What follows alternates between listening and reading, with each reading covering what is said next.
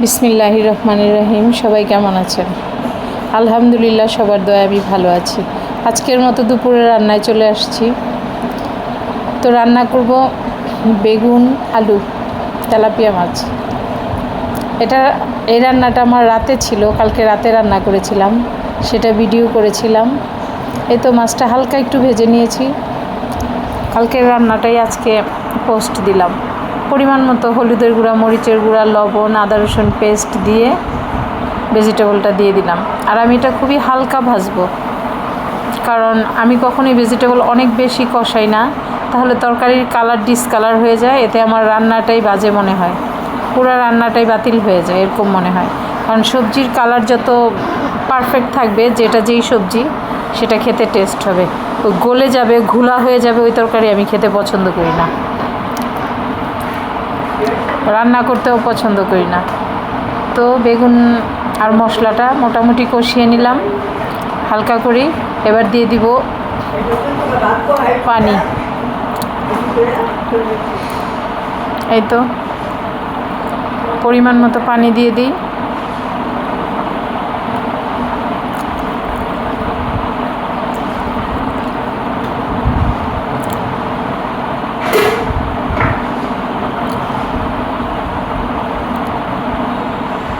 এবার ভাজা মাছগুলি দিয়ে দিব এক এক করে।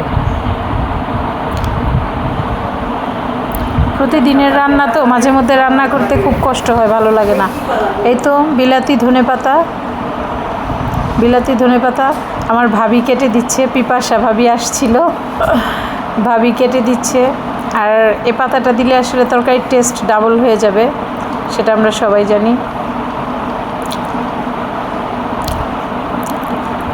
কাটাকাটি শেষ, আর একটু জাল হবে।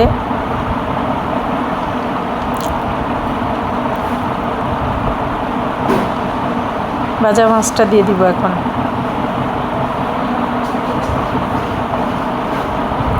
এই তরকারিটা আমার বড় ছেলের খুব ফেভারিট, ও এটা দিয়ে পেট ভরে ভাত খাবে। তেলাপিয়া মাছটাই ও পছন্দ করে, বাট ওর বাবা একদম পছন্দ করে না। পুরাই বিপদে আছি।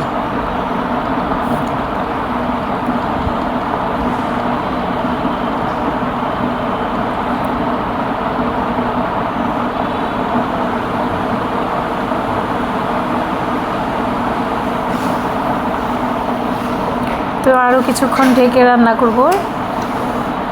রান্না মোটামুটি কমপ্লিট। এবার ধনেপাতা দিয়ে দিলাম।